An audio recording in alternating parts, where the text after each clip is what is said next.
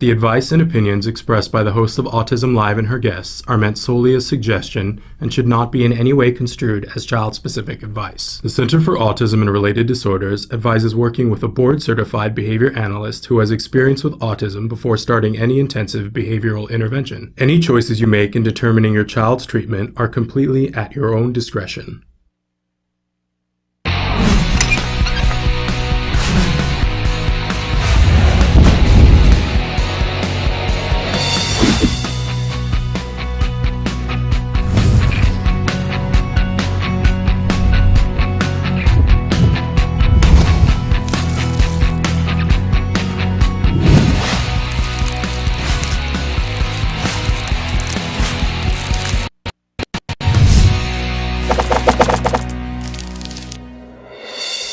Good morning and welcome to Autism Live. I'm Shannon Penrod and we are webcasting to you live from the Center for Autism and Related Disorders headquarters in Tarzana, California. It's Thursday. We are at September 13th, 2012. We're going to be with you for the next 2 hours live, talking about how we can be more effective, more efficient working with a child on the autism spectrum to help them to reach their fullest potential, whatever that is. We know that that's going to be different for different children, but the thing that we're always talking about here is that progress is available for all of our kids. And I don't know about you, but as a parent, that is something that's really important and near to and dear to my heart, something that I'm always looking for. How are we going to make more progress? So whether you're a parent, a teacher, or a practitioner, I know that that's important to you or you wouldn't be here. But I'm glad that you're here. I'm glad that you're with me because this is really a team effort. This is meant to be interactive, and the show is only as good as you're willing to tell us what you need to hear more about. Lots of different ways for you to interact with us here on the show. Whether you have a comment, a question, a suggestion, or just something that you need to say to get off your shoulders. There have been a lot of things that I've been reading, posts and things in the last couple of days on Facebook. Sometimes people just need a place to go, you know what? I'm having a rough time and I'm a little ticked about this and I'm a little resentful about that. And once you say it and you drop it, then you can move on and get into action, right? We had a great interview yesterday with Lisa Ackerman, an autism mom and one of the founders of Talk About Curing Autism, TACA. And she was saying about, there's the grief period, right? And there's sometimes in a given day, you can go through the grief period, but at some point we have to get into the action. And I think that it is essential for us to let go of some stuff so that we can get into the action, because the action is where we get into the possibilities and where we get into the progress. So feel free to express yourself to us, give yourself a voice. We will hear you. And let's talk about some of the different ways in which you can do that. First of all, if you're watching us right now on autism-live.com, that's our home channel. We webcast live on this channel from 10 a.m. to noon, Monday through Friday, Pacific Standard Time. If you're watching us there, you see me in a little box, and next to it there's another little box, and above it it says Shannon is answering right now. That box is active. It's live. You can type in there. You don't have to put in your credit card. Nobody's going to ask you for that. Nobody needs to know your name, where you are, but you can type whatever you want in there. You hit enter and it shows up here on my screen so that you and I can have a conversation about the kinds of things that you want to talk about. Okay, if it says rebroadcast on that page, then you're watching this show. It's been taped recently. We have shows that air on this channel 24 hours a day, 7 days a week, so that whenever you need something, we're always here playing most recent shows. And when that happens, that box should not be active. Occasionally it is, and we don't know why, gremlins. But I don't know why. I'm sure someone knows. I don't know why. In any case, there are lots. Oh, there's one of the gremlins. We have Larry, Moe, and Curly that show up from time to time. But usually it's only on Friday that they show up. They're kind of cute little buzzards, aren't they? In any case, and if you have kids watching and they want to see the gremlins, all you have to do is write in and let us know, and we'll have the gremlins pop up to say hi to them. I particularly like the one who drops down from the ceiling. He's on the cute side. In any case, if you're watching and it's rebroadcast, you're watching on another, there he was, on another site, then there are lots of ways that you can still participate in the conversation. Of course, one of them is email. Good old-fashioned email, right? You can email us anytime, day or night. When we get your email, we will cover your question, comment, or suggestion on the next available live show. We'll also send you a typewritten response. So if you've been saying, man, I just wish I had somebody that I could ask a question, whether it's that you see your child do a behavior and you think, I have no idea, is that something that goes hand in hand with autism, or is this just my child, or is this completely neurotypical for the age that they are at? Sometimes you just have a question that you just wish you could ask somebody who would know the answer.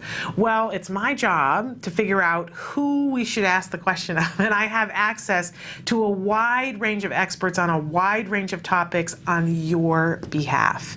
So ask away. Anything, we'll see if we can get you an answer. Unfortunately, there aren't answers to some questions, but you know what? Even posing the questions reminds people where we need to be looking for answers. So there's no wrong question. I don't even like to use the S word, right? All questions are good. All comments are useful. So feel free to write with us. You can also phone us here. You can be patched directly into the studio. You can be talking to me or the experts when we have them on the show, the other parents when we have them on the show. Really, really an exciting thing to be able to do. And if you call when we are not in the office, what you can do is leave us a message and we'll get back to you at the next available time that we're in the studio. And you can also Skype with us, by the way. This is a really exciting thing because if you have camera capability, we can have your picture right up next to me here or next to our expert and have a conversation in real time anywhere in the world. I just think that's really exciting and inexpensive, in a lot of cases free. So feel free to Skype with us. We really enjoy that.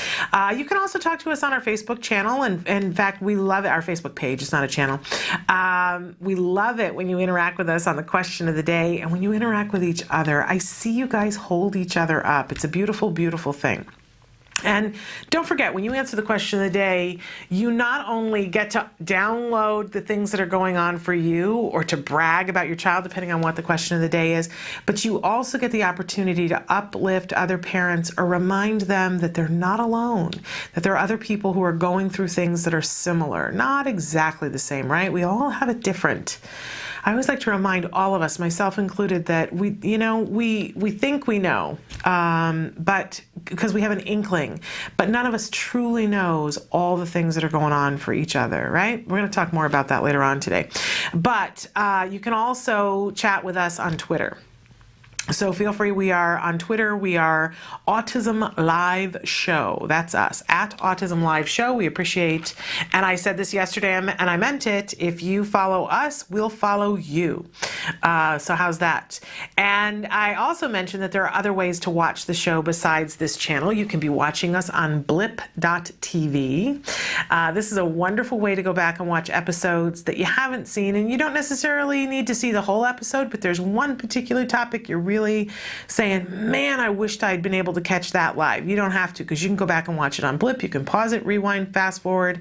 All the shows are archived there, the show in its entirety, and then the smaller clips of different individual interviews and topics.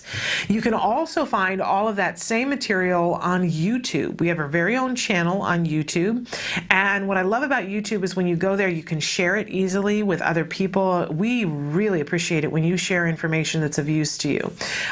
So please feel free to go, and you can also leave us comments on the YouTube channel. It's all free. Isn't that lovely?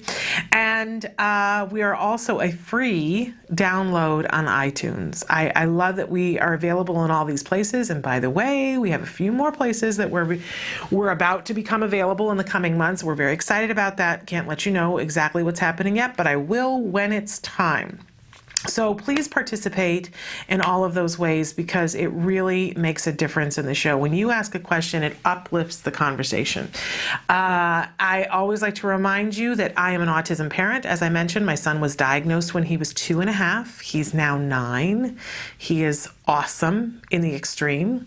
I absolutely adore the ground that he walks on, and he continues to work. He continues to make progress. He's in completely included neurotypical fourth grade and excelling. We just got back his standardized testing scores, and I'm not a huge fan of the standardized testings, but they're a benchmark, a way to gauge and say, here's how we're doing as opposed to how we were last year.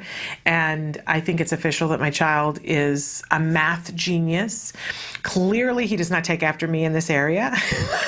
It's very exciting to us, very exciting to him, since his plans are to be a rocket engineer. And you pretty much need to be a math genius to be able to be a rocket engineer. So I like to remind you that that's why I'm here. I'm a parent. I am not an expert. I'm not an expert in autism. I'm not an expert in ABA, although I'd like to be. I certainly want to be, but I'm not. And I am not even an expert in my own child, as he reminds me pretty much on a daily basis, because he just keeps growing and changing, and I'm running to catch up. But I want you to know that I'm passionate about helping you to get the answers that you need. That's why I'm here. And I take that very seriously. I have a lot to pay forward because I've been really, really lucky on this journey. So use and abuse that aspect of this, make me hunt down answers for you. I dare you. There you go. I double dog dare you. Okay. We like to start every morning with something that we fondly refer to as the jargon du jour, the jargon of the day. This is when we take on one word, one phrase, one anagram, and try to figure out what these people are talking about when they're referring to our children. So important that we make friends with these terms and that we start to understand a little bit at a time, just a little snippet at a time.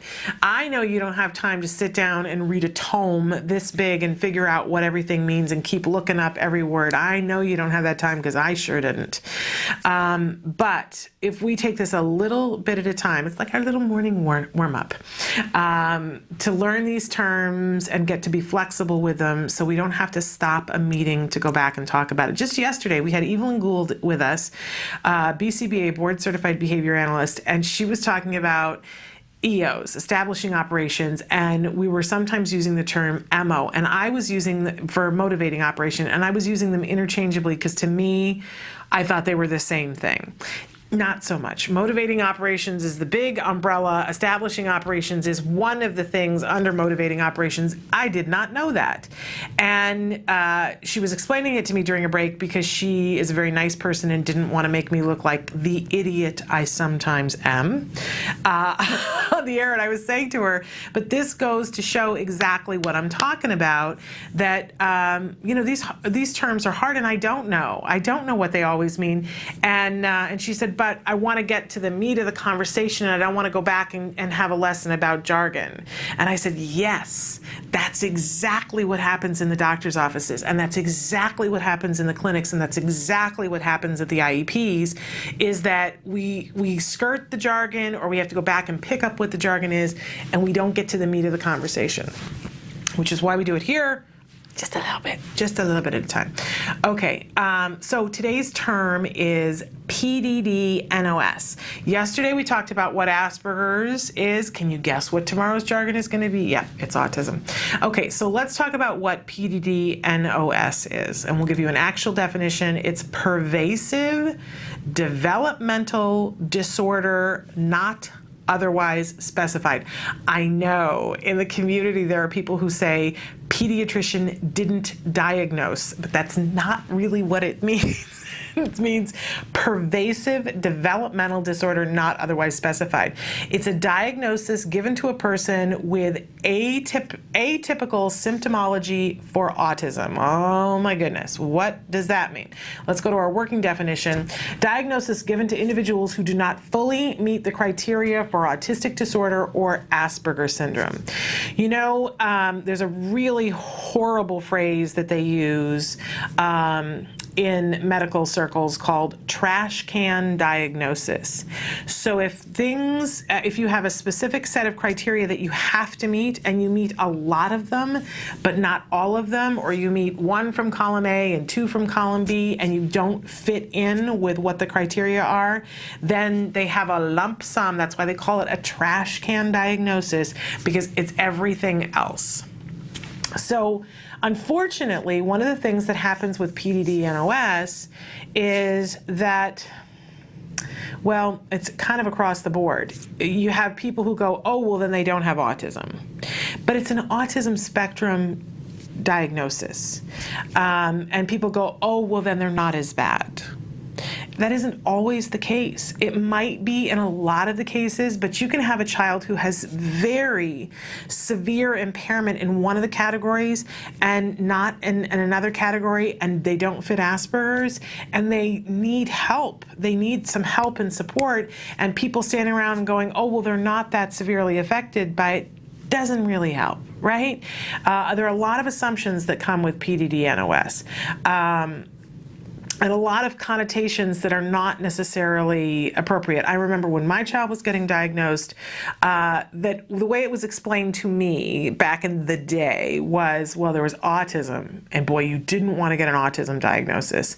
And then a little bit better than autism was PDD-NOS, but if you got it, be happy, like, ooh, my child isn't that affected, but that you were absolutely going to get, whated out of services, that you were going to be, I can hear my dad saying SOL, that it was as if somebody was saying to you, oh, by the way, your child's got issues that we could help with, but they're not bad enough, so we're not going to help them. That's what a lot of people were saying about PDD-NOS, because that happens from time to time. So, on your list of things, it was like, oh, you really don't want to have autism. PDD-NOS, better, but you're not going to get services. And then the one you want is Asperger's. That's how it was explained to me.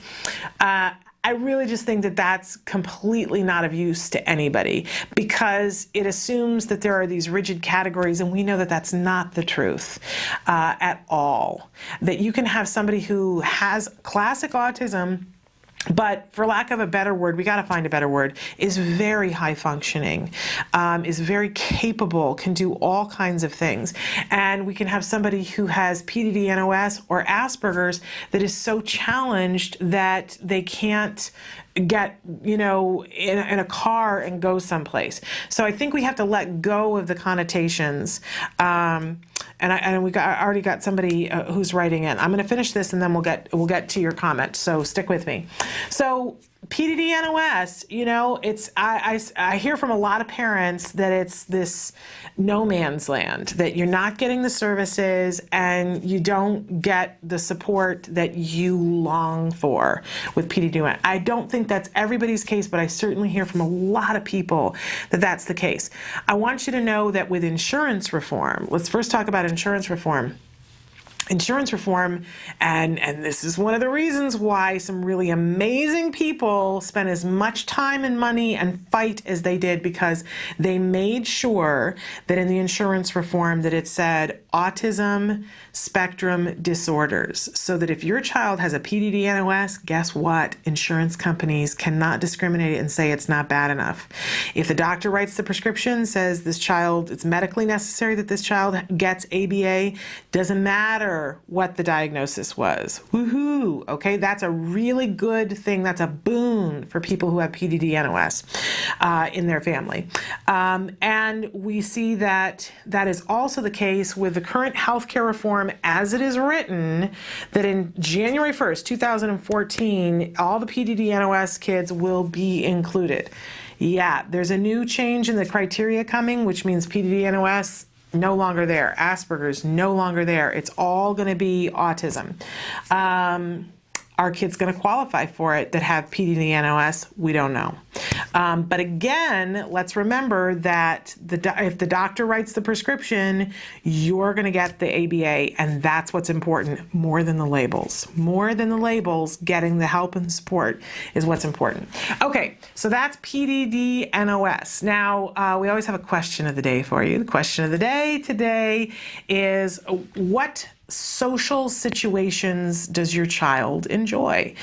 When we look at a lot of the things that happen in a social situation, it kind of comes hand in hand with a lot of sensory overloading. There's the potential for a child to shut down or melt down or tantrum. But stop and ask yourself, has there been any social situation which your child has enjoyed? Is it something that involved water? Sometimes we hear that kids who are on the spectrum can put up with more sensory stuff in a social situation if it's in a pool. I don't know. Is that true for your child? I always think about years ago, my son went to a birthday party, and it was in a fabulous kids gym where they train kids to be athletic contenders, and everything in between, right? They have this huge foam pit that they've got a diving board that you can do dives and somersaults. They have a zip line. They've got a climbing wall. They have that springboarded floor that they do the floor exercises in the Olympics on. They have trampolines everywhere. It's just, a wonderful playland for that kinds of things for kids. Very high ceiling, with fans at the top. The lights are above the fans, so there's a little bit of a flicker constantly, and it's a little echoey, and a lot of noise. Put a lot of noise in that. And there was a birthday party with, I'm not kidding you, there had to have been 40, 45 kids at this birthday party, running around screaming, and the kids all got hot and sweaty running. They were doing all this stuff, and then they took all the kids and jammed them into seriously the smallest room you can imagine, and served birthday cake with lots of artificial colors and something to drink with lots of artificial colors. Everybody's parents there because it's little kids. I think they were 4 at this point. Everybody's in this room, and they're in their bare feet or their stocking feet from having been outside. Somebody spilled this red-colored punch everywhere on the floor. Now everybody's socks and feet are I'm telling you, this is my version of hell. Kids screaming and on artificial colors, and everybody has sticky feet, and every time everybody's walking, you hear that kind of thing. Oh my goodness. And I started to have a hot flash because I'm at that point in my life, and I felt claustrophobic. I mean, there's literally no room to move. My child, fine. He had no problem whatsoever. And I literally ran for the door and went out into the gym and was bent over a railing going, trying to get a breath because it was just too much sensory after all that noise. And standing next to me was my son's friend, who's also on the spectrum, who was standing there, and his mom was saying, don't you want to go in and have some birthday cake? And he was going, no, I can't go in there. And I said, I'm going to deal with you. I'll stand here with him because I have the sensory issues he has. You go stand with my child. Let's trade. I couldn't, if it hadn't been for the fact that my child was having a good time, I would have been out of there like a flash. And the other child on the spectrum, he was having the same thing. So that was not our favorite thing. Now, I have been to other parties with this child where he is just the happiest of social children. So it depends, different things for different people. Now, my child, fine in those kinds of events, but he will have a reaction after the fact. So I have to have things be quiet after a party. But I'd love to hear from you. What social situations does your child enjoy? Because if we start with what they enjoy, then we can slowly work on some things that they don't enjoy so that they will eventually enjoy more social interaction. So you can answer that on Facebook or on Twitter. We appreciate that. We always have a topic of the day, and I'm sure you can guess our topic for this entire week is social skills.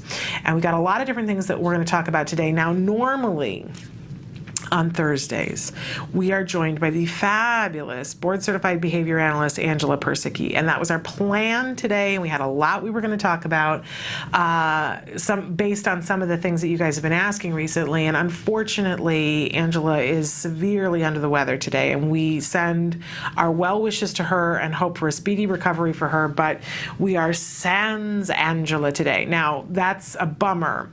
But what we are going to talk about, there's a lot of different things we're going to talk talk about, and you'll see that it says Angela Persicki on here, but that's a lie. It's not happening.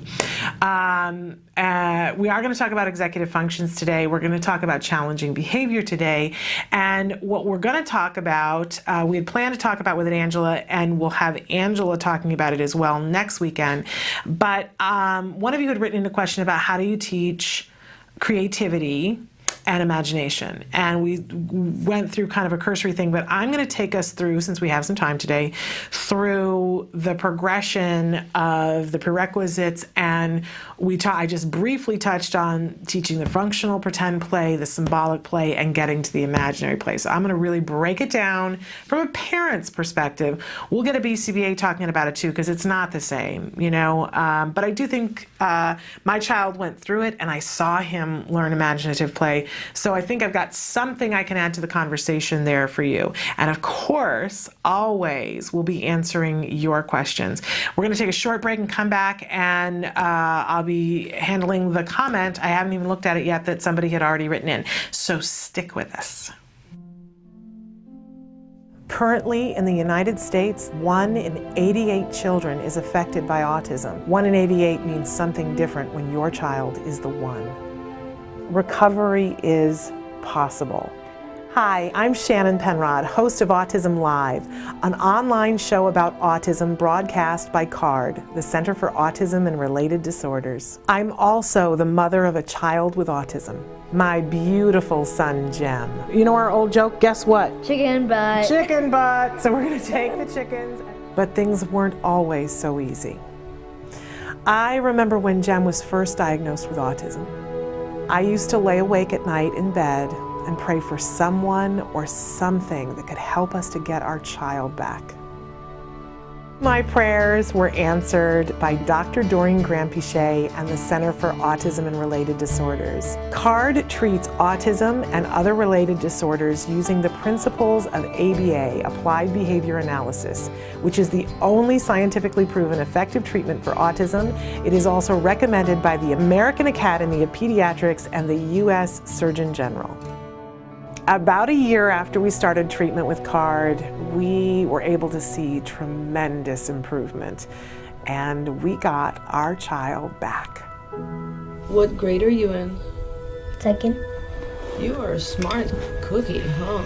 Mm-hmm. Do you like school? Yeah. Do you have any good friends? Yeah, Oscar. Oscar is your best friend? Yeah. And my child is just one of thousands to benefit from CARD ABA therapy. Across the nation and around the world, children are making amazing progress and being given the keys to unlock their full potential. We are extremely grateful for the amazing job CARD has done in helping our daughter. Our daughter today, just in 4 months, I think is a totally different child than when she started with CARD. I kind of see it as, it seems like her brain in a way was asleep, and now that we've gotten so many services, we've seen her wake up. Did you have some guesses? Recovery is possible if you take the right steps, if you're willing to put in all the hard work. And 7.5 years, yeah, it's a lot of work. It's worth every little bit, and CARD's been there with us every step of the way. I have 2 children with autism. I can't imagine a day without CARD or the therapists.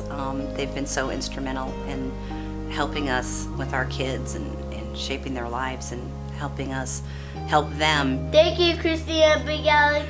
Thank you, Jackie and Mariana. We've tried other things before ABA, but the most beneficial thing has been ABA services, and I'd be the first person to tell any newly diagnosed family that you have to contact an ABA provider, and if you're lucky enough to have CARD,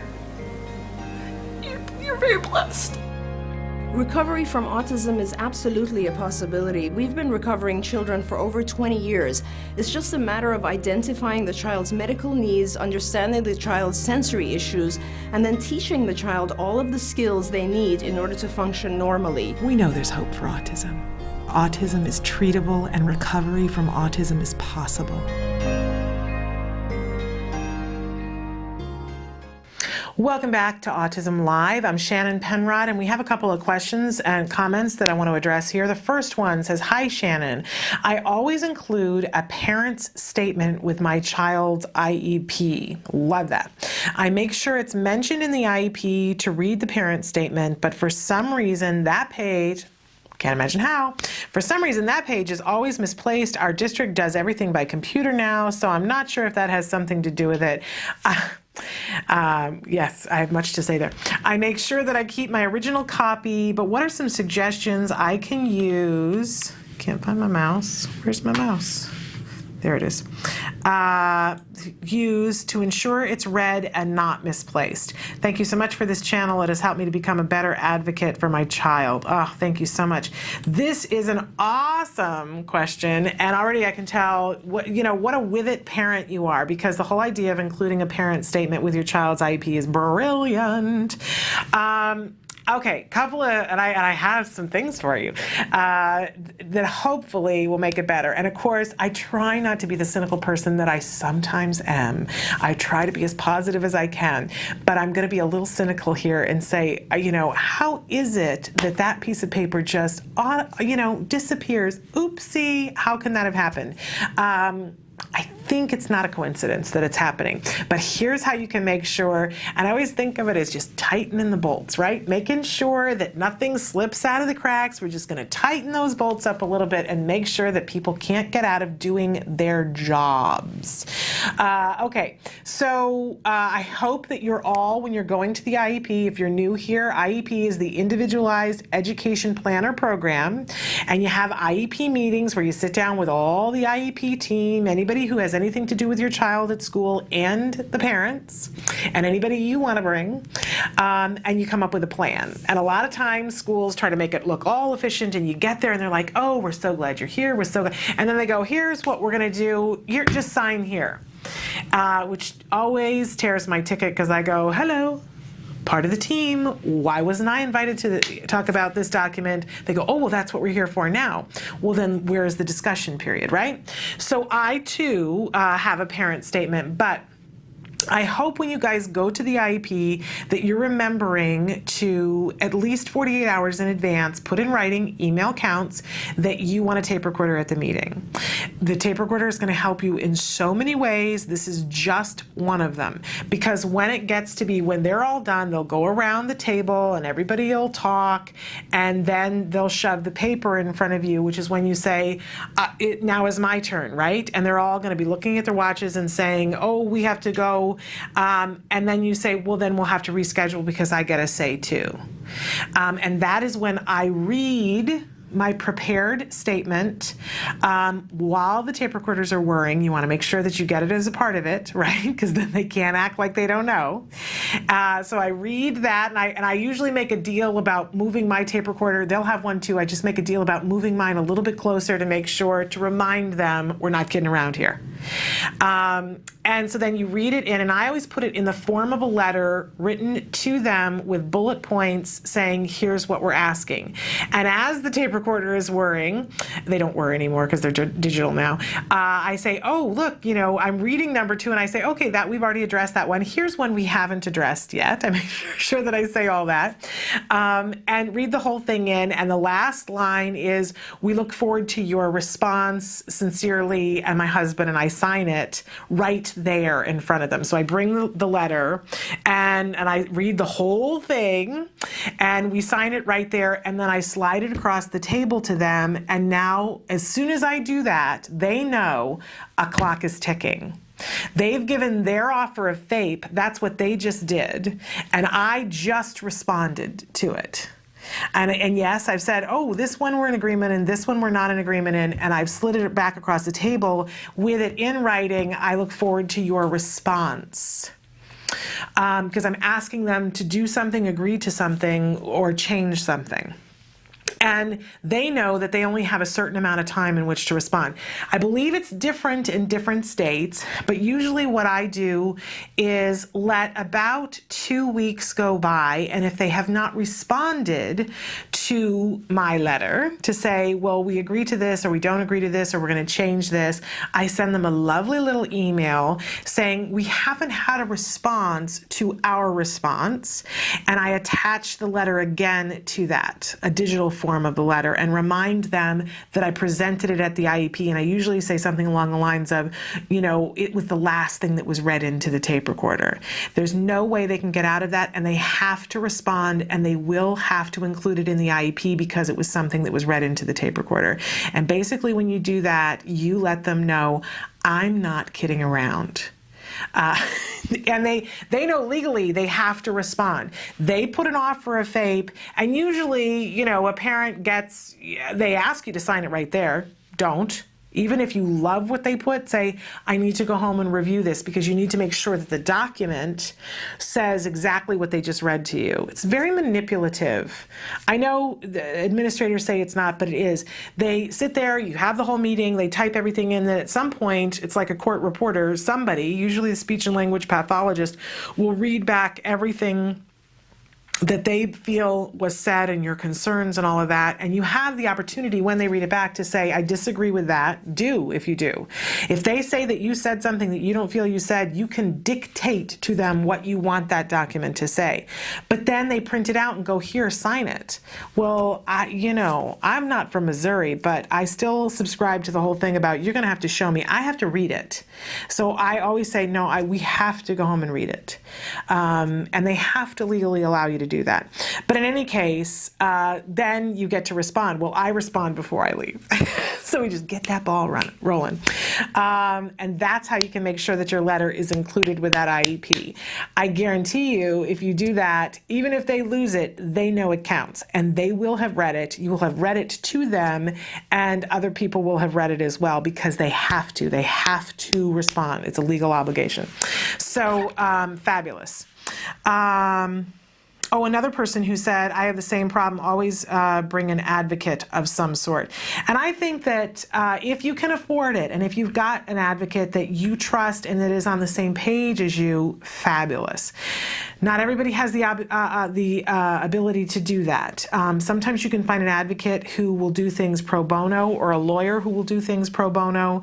But I don't know. I have never gone into an IEP meeting with a lawyer. I have gone in with lawyer advice, but I've never gone into a meeting with a lawyer. It's expensive. And we managed to work it out. It was a lot of time and effort and stress. I'm just going to say, better if you can afford an advocate. But make sure. And you want to know, where can you find a good quality tape recorder that doesn't cost an arm and a leg? Money is very tight for us. You know what I would suggest you do is go to your local ABA parent support group and ask, does anybody have a good digital recorder that I can borrow? Because somebody has one. And I know if you lived in my area, I would lend you my good digital recorder. And I'll bet you somebody else has one that they can do. We had Lisa Ackerman from TACA. I hope all of you have a TACA group, at least online, that you can be asking those kinds of things to. But if not, go on Cafe Mom, ask people. Somebody's got one, and they'll lend you one. Worst case scenario, we had this happen once, and we didn't do it deliberately. I swear we didn't do it deliberately. But we went and bought one with money that we did not have. Oh my goodness, it really was like, are we going to eat or have a digital recorder? We got the digital recorder, and then there was some component of it that didn't work with what we had, and we had to take it back afterwards. We were able to download what was on it, but we had to take it back afterwards. Okay, we have another question, comment, but you know what? We're going to take a short break and come back and give that to you, but stick with us.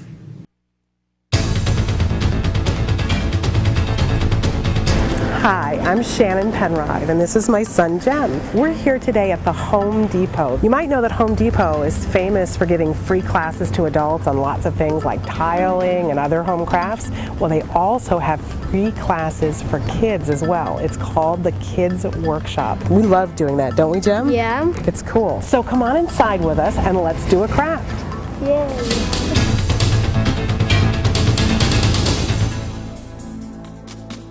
The Kids Workshop is a program that's been around with Home Depot almost since we've been a company, and it's been developed to allow kids in the community to come in and give them an opportunity to build something, to be able to create something and be able to take just simple wood pieces and put them together with nails and hammers and screwdrivers and then paint them. So you do this every first Saturday of the month. Any Home Depot that you go to on the first Saturday of every month between 9 and 12, you can join different associates throughout different stores and build these projects with these kids. And do they have to do anything beforehand, or can they just show up on that Saturday? All they need to do is show up. We have all the tools, all the materials that the kids will need. We have aprons that we give to the kids that they can take home and maintain their pins. They get pins on a regular basis for completing projects. With that, they can keep track of how many projects they've done. And it's all free. It's all absolutely free, all provided. Which is wonderful. And Wilson, I have to say, you guys devised this for all kids to be able to do this. Correct. What I particularly love about it as an autism mom, it gives my child a place to come and learn a new skill, to socialize with kids of all kinds. Absolutely. And that's what we're here for. Home Depot is definitely loves to be involved with the community and bring the community in to work with us. That's what we love to do.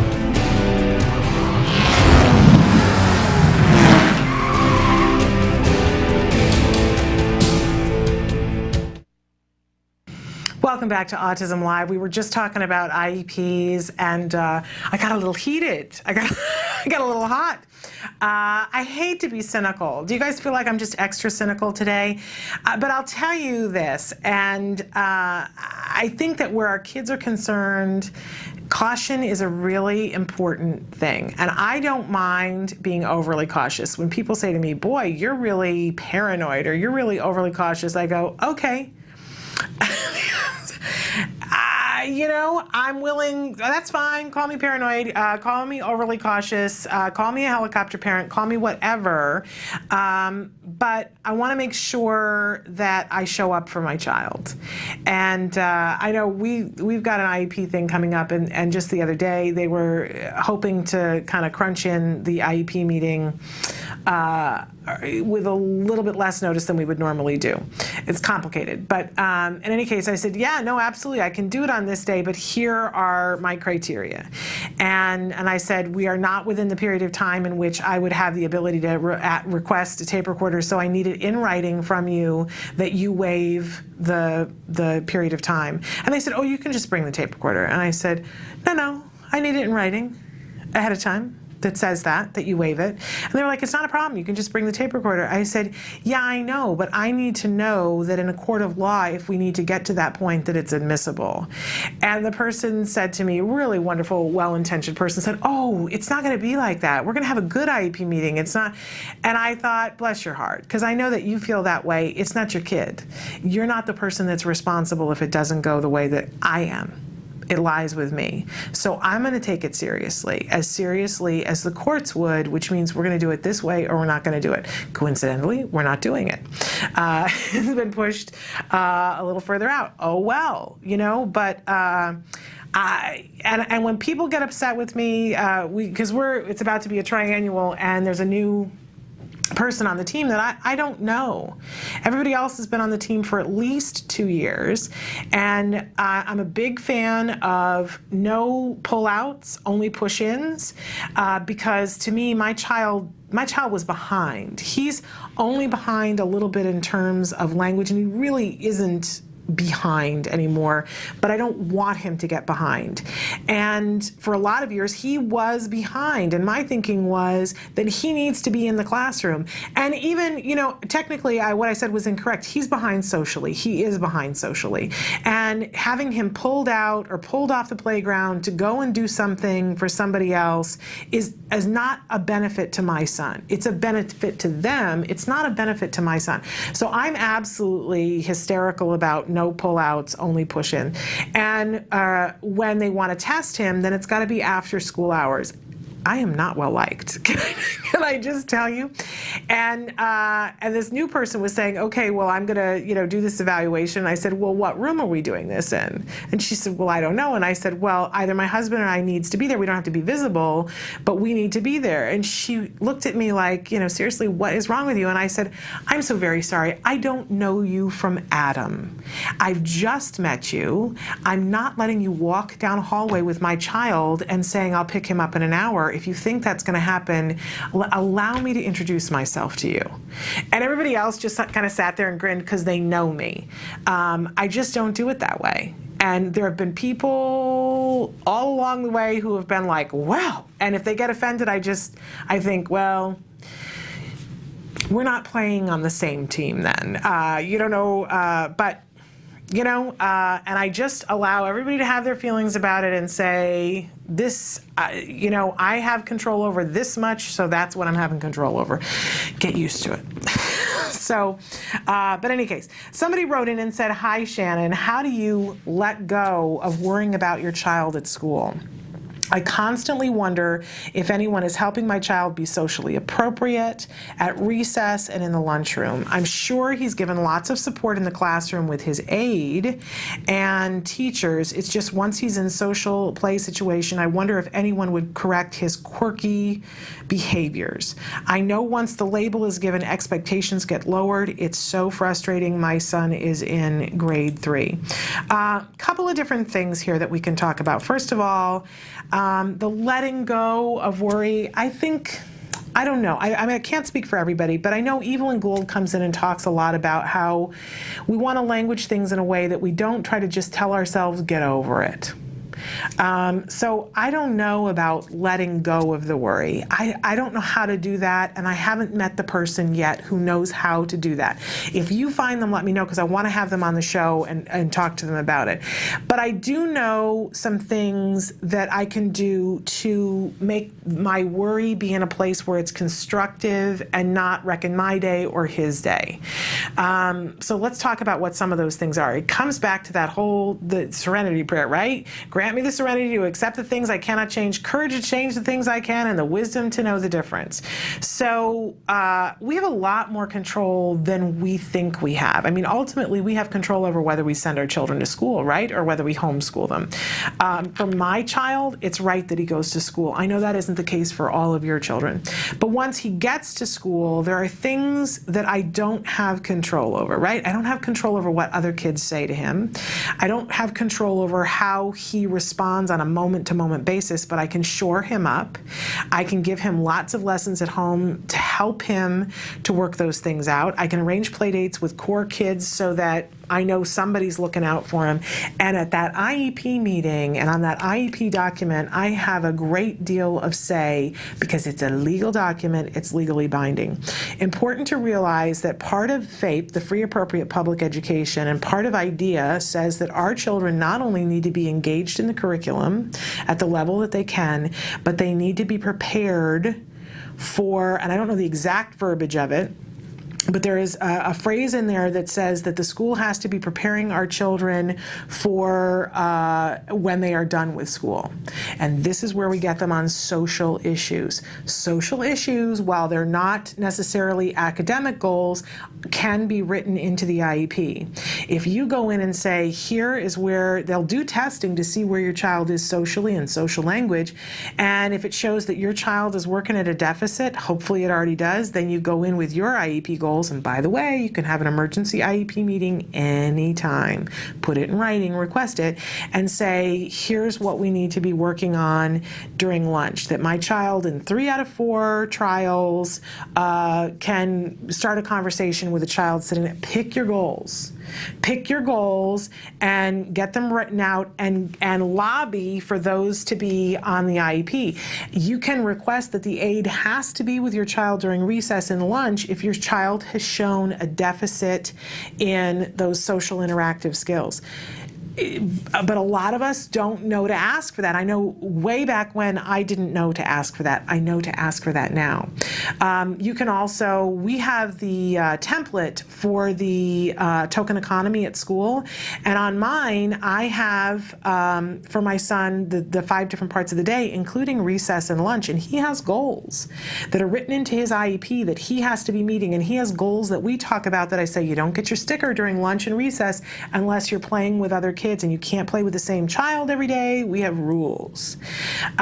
So again, it's that tightening the bolts, not giving them some place to eke out of. But are you ever going to stop worrying? Please, I don't know. I'm a professional worrier. But I can tell you, same thing Lisa Ackerman said yesterday, when you get into the action, having it in the IEP doesn't mean that it's going to happen, but somebody is going to have to answer those goals on the regular reporting. And at the end of the year, if your child has not met those goals, and there has to be some substantive way of measuring it, then the school has to answer for that. And if nobody is measuring it, if you have a goal and no one's measuring it, then they are not in compliance. This is why the IEP becomes so important. But again, things that you can do around, I try to make friends with the people who are the lunch ladies, the yard duty, and make friends with them so that they tell me what kinds of things are happening and that they're looking out for my kid. And I try to find 1 or 2 kids in the class or on the playground that look out for my son. Those bossy girls that we talk about all the time? I feel bad saying that, but I was a bossy girl on the playground. Those girls that are just a little bit more controlling? Me. That have them look out for your child, make it reinforcing for them to kind of look out for your child and encourage them to interact with other people. We can get this done. We just have to be smart about how we do it. Okay, I want to finish that one.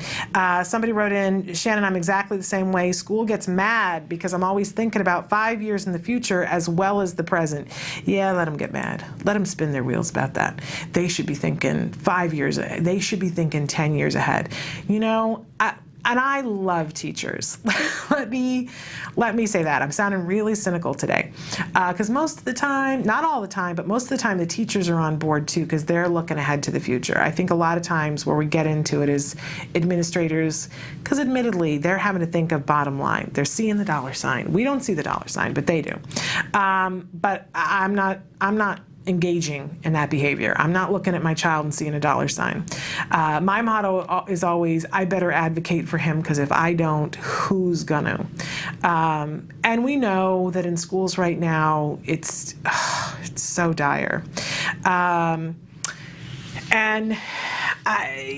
They're stressed, they're trying to hang on to their jobs, that's fine. I like to allow everybody to have their agenda as long as I'm 100% clear about mine. And when they get frustrated because their agenda and my agenda don't meet, I'm not taking that on personally. It doesn't mean I don't like them, doesn't mean, that we can't get along. But, okay, this is a really interesting comment that somebody wrote in and said, I feel like I don't have a backbone at IEP meetings. I'm so afraid if I did a recorder or brought an advocate, the team would give me a hard time. What a wimp, huh? No. You know what? That's not an unrealistic fear. The truth of the matter is that when you step up, and we need to say this, when you step up and say, I want to bring a tape recorder, everybody goes, oh, right? I'm not talking the teachers, but the administrators, you can feel it from them. And they go, oh. But if you feel like you're going to wimp out, and believe me, we all feel like that, right? We all are afraid, like, what if I don't stand up for my kid? And there are times when we don't, and then we go home and we feel like criminals, right? It's that sick feeling in our stomach. But set yourself up for success. This is why I started writing the letter the first time, because I was so afraid that I wasn't going to be able to say, or that I would back out, or I would get, because you know how sometimes when you have something difficult to say to somebody that you think, I don't know how it's going to be taken, and you kind of wimp on it a little bit. Boy, I've done that before. So I had the statement all written out so that I didn't have to think, I didn't have to feel about it. I just read the statement, and I always read the statement in total. That's the deal I make with myself before I go, so that I don't have to worry. I put things in writing. I try not to have confrontations face to face because that doesn't help anybody. I bring lemonade and cookies to the IEP. so that I look like, the Little Red Riding Hood in the basket. I try to look like Brie Vandekamp from Desperate Housewives. I've got the basket. We have specific napkins that are just our IEP napkins, cloth napkins that are checkered, that we put the cookies in and put them in the basket and carry them in like Little Red Riding Hood, so that I don't look innocuous. And then I read the statement, and the statement has all the things and I've had time to think it out. But I really, you got to have the tape recorder. You got to have the tape recorder, and you don't have to face them about it. Just send it in an email saying, just want to let you know that we'll be bringing a tape recorder. That's all it has to say. But the reason why you want the tape recorder is because it ensures that everyone behaves like a professional. And here's the other reason. Sometimes they make a mistake, and you don't even know what the mistake is. They make mistakes. And sometimes someone at the meeting will say something that they shouldn't say, that's not legal, isn't true, isn't right. And they know it when somebody makes a mistake. And sometimes somebody making a mistake is the difference between whether, on that tape recorder, is the difference whether you have to fight for what you asked for, which was actually appropriate for your child, or just getting it. There are lots of times people say, I don't understand why some families, they just sign and say, the family says, well, I want this, and they just give it to them. Don't know why that is. Sometimes it's because somebody made a mistake in the IEP meeting and said something that they shouldn't have, and rather than go to court about it, they just sign the IEP, no argument. Yeah, sometimes they go, oh, this is an adversarial parent, and sometimes they tighten up a little bit. I have never heard of a circumstance where they took it out on the child. They risk so much if somebody were to take it out on the child. I have heard of school districts taking it out on the family. But you have to know that you aren't alone. And if they try to take it out on your family, you write to me and you tell me that, and then we start broadcasting it. Right? You are not alone. You are not alone, and there are all kinds of parents that have been through this before with you. It might be worth it to go to your local support group and say, hey, is this school district really adversarial? If I say I'm bringing a tape recorder, what kind of can of worms am I opening up? And that might make you feel better. And you might find parents somebody who says, I will come with you. I've gone to other people's IEP meetings to just sit there and be a presence and be a support. I have taken family members and friends to IEP meetings to say, sit here with me and be a support. I don't do that so much anymore because for me, quite honestly, I do better if I am on my own. My husband comes with me when he can, but the truth of the matter is I do better when I'm on my own because then I don't have to worry about what everybody else is thinking of me. I'm just being honest here. But don't beat yourself up for being a wimp. We're all wimps sometimes. We are. And they count on that. So that's the one thing, is just say to yourself, what can I do? I really think the tape recorder is a good idea, and I really think having that prepared statement. And I put in the statement anything that's positive. We really want to thank you for this, that. We want to thank you. We've seen progress on this, that, and the other because of the action that you guys have taken. So it's not all, it can be very positive. And somebody says, oh, you'd have a blast at my IEPs for my daughter Shannon. We sound very alike. I find IEPs fascinating. And remember, I was a teacher at one point, so I sat on the other side of the table, and as a teacher, I didn't feel any of the adversarial. I would show up and be there and be like, oh, we're here to help this child, and I had no idea all the other things that were going on. I was completely oblivious. No idea whatsoever what the parent was feeling, and there would always be some administrator that I knew slightly at the meeting, and I had no idea, and I would do my little presentation, then I'd be excused, and had no idea.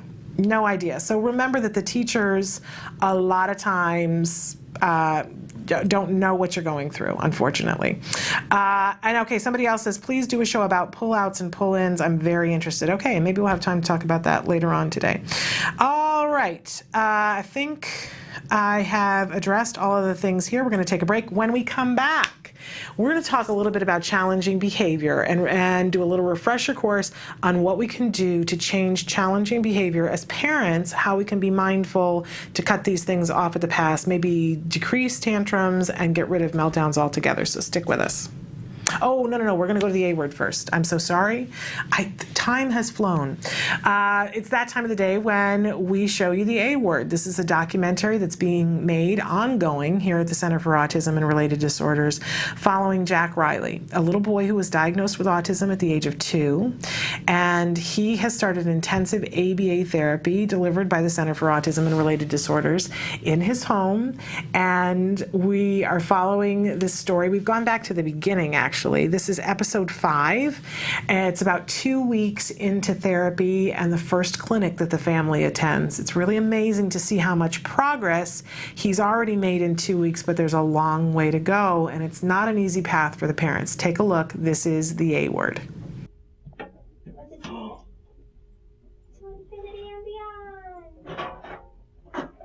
how's the first 2 weeks? Great and awful.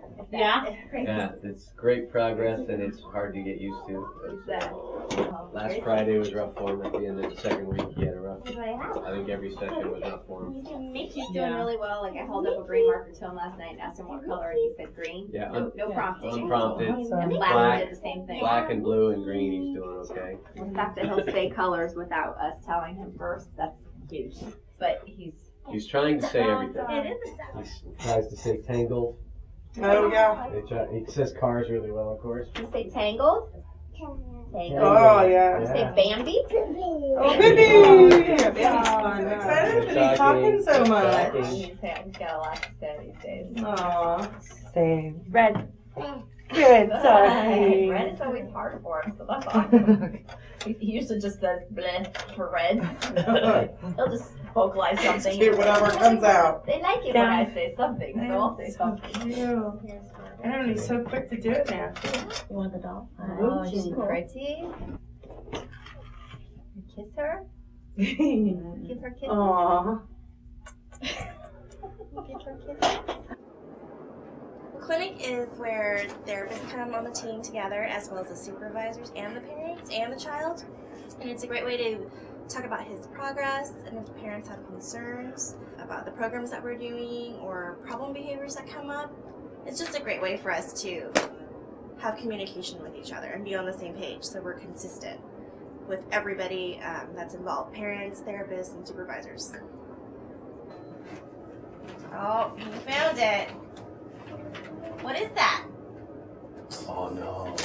What is it? Tar, yeah? Guitar. So we're having him demand for things, meaning we're having him request for things, and if he knows the label, we're having him say the label. So, I mean, approximations are okay, but as long as he's asking us for something, instead of having us just give it to him, so that requires him to talk even more. Which book do you want? Which one? Mickey book? Whoa! Do you want the Mickey book or the Thomas book? Which one? Jack Riley? No. Hey, kiddo. Which one? Thomas book or Mickey book?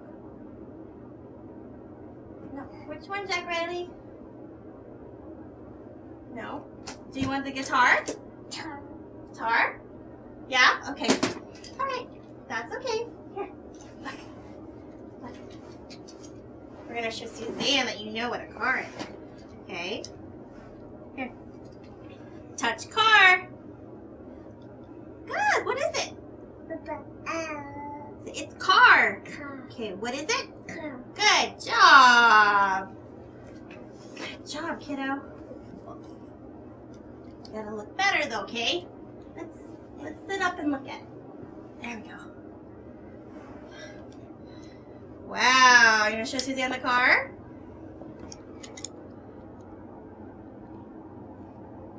Vroom, vroom. Touch car. Good. What is it? What is it? Say car. Good. What is it? Good job. Oh, that's Suzanne. Hi. Hold on. Oh, you want to see? You can't see yourself. You got to be on the other side, silly. Woohoo! See? Do you see yourself? Wow, really? Yeah. He's doing a lot of talking by himself. No way. I know. He wants to have a conversation so badly today. I know. I know. You got a lot to say today. How else do you feel? Huh? How else do you feel today? Do you feel happy? Touch car. Good job. What is it? Car. Very good. Say, look, Dad, I did it. I did it. Good job. No? What are you calling that? If you say touch the thing in your hand. Oh, what we're doing is we're having one of the objects is one of the labels that we want, which is car, which is what we're working on, and we have a distractor. So we want to see the object that we're focusing on with something else to see if you actually can discriminate between the two. So I mean, I gotcha. so our goal is just to see if you can pick the right object, basically. Touch. Hold on. Touch. Hold on. Hold on. Wait a minute. Okay. Ready? Okay. Touch car. No. Try again. Try again. Okay. Okay.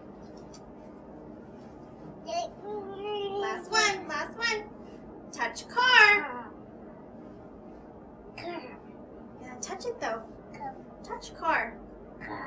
Good. What is it? What is this? What is this? Car. Yes, car. Okay. Someone helping him to stop? Okay. Yeah. Hi. That's the first time I've seen him really say hi. Well, he's very interested with Did you just say hi? He just looked at her and said He hi. did. And he looked at Cameron and he waved. No, he doesn't. That's seriously. I've never seen him heard say him hi say to hi. anybody, which is that's like the first thing we wanted to say to our families and stuff. Is to say hi. He says bye bye. Okay, come on, buddy. Let's go. Go, Dad. Bye bye. Love this series. This is the A Word. And you can watch all of the episodes from the beginning to where they are right now. There's over a year's worth of episodes. If you want to see a year of ABA, a year that makes a tremendous difference, there it is. There's the YouTube channel where you can go and watch them at your leisure.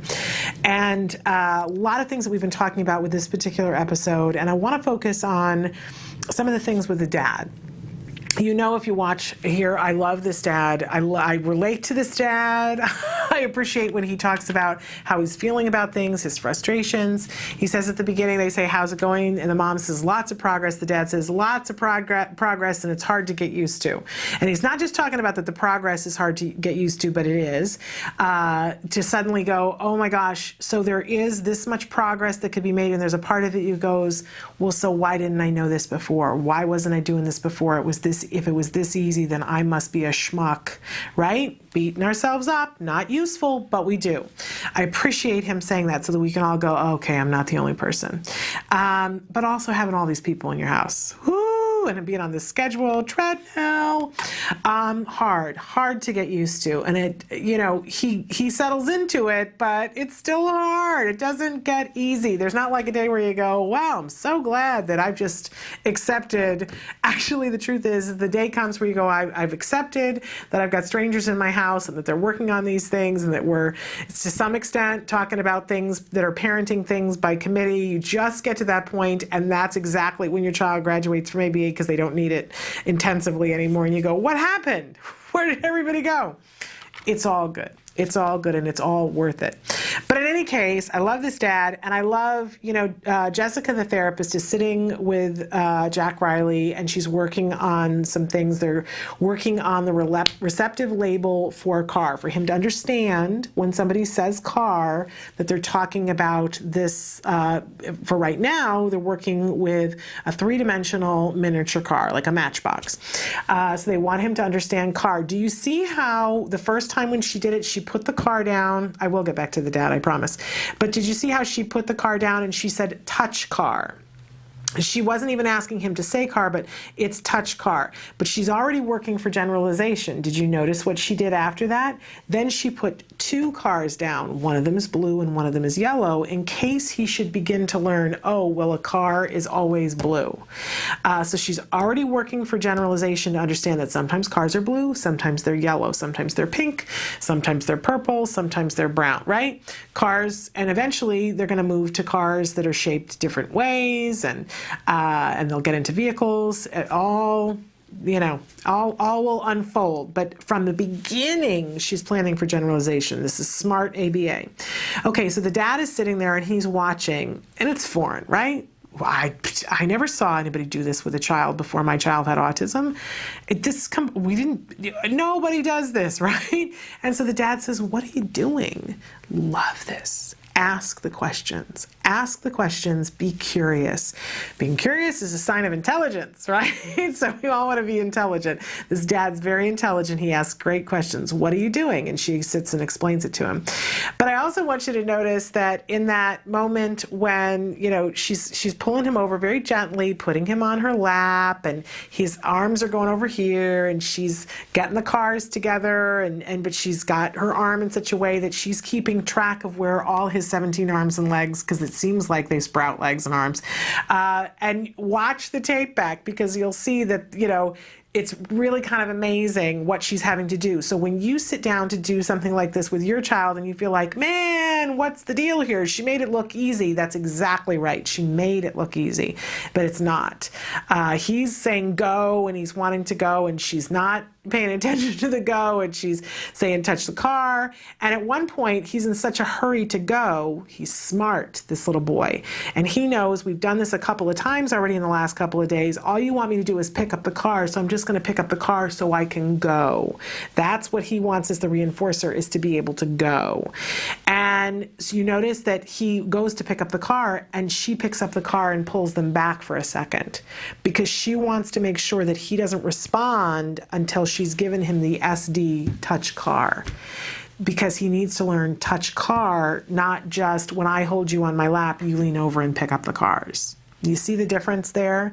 That sometimes the child is in such a hurry to do whatever the behavior is so they can get to the good part, but we have to be very careful that we've given the SD so that they link that with the action. So she pulls up the car just for a second and then puts them back down, holds him back, and says touch car. Do you notice earlier in the tape when he gets to hold the car, and he's playing with the car and he's sitting up, and he literally falls forward onto his face with the car. He's so busy looking at the wheels, and she immediately scoops him up. I just want to point that out, because these are totally inappropriate play skills that he has. He loves to pick up a car and look at it like this. A lot of our kids will do that. They'll stare at the wheel, or they put it up here, so even to the point where it touches their eyelashes, because there's something sensory about that, or they look at it out of the corner of their eye. Those are inappropriate play skills. Is it the end of the world? No, it's not the end of the world, but do we want to allow them to play that way? No, because it's going to prevent them from getting to a play skill that is down the road here. So does she talk to him about it? Does she say, Jack Riley, you can't play that way. That's not going to work, because you're not going to be able to play with your friends if you're playing. No, she doesn't do any of that. She just picks him up and models for him and physically prompts him to hold the car far enough out that he can actually see it. But I just want to point that out, because as you watch the series and see with progress that eventually Jack Riley is sitting up, playing with his toys, not sticking them up to his face, and this is also when he gets more interested in the people as opposed to the things. But also, I have to go back to that moment where the dad, the therapist is praising him because he touched the car and he gets to go. And the dad says, yay! And it doesn't register at all. I just want to point that out so that when you watch the newer episodes, you'll see that he is reinforced by dad's praise right now. And it's, even though he's not reacting to it right now, it's great that the dad still says yay, because he's been given freedom. He wanted to go. That was the thing he was working for. He gets to go, and dad says yay. And we're linking those two things up, conditioning the reinforcer that that when dad says yay, it's a good thing.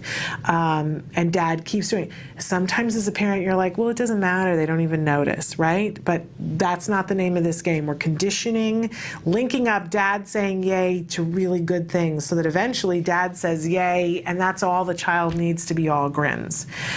I love this series. Okay, so we're going to take a short break. We're going to come back and give some of your responses to the question of the day. Stick with us.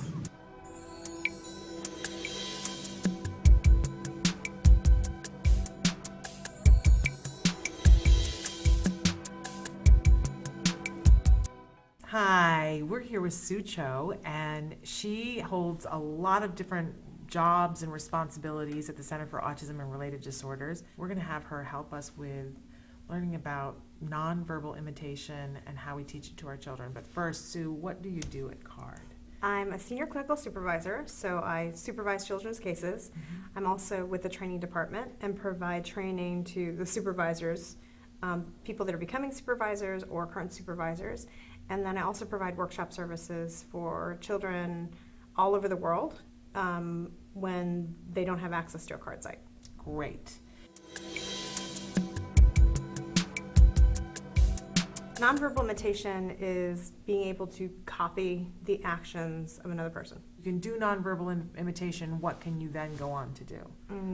Just about everything, because when people are social beings and we learn what to do by observing other people. When we look at children learning how to play, they are copying things that are going on in their everyday lives.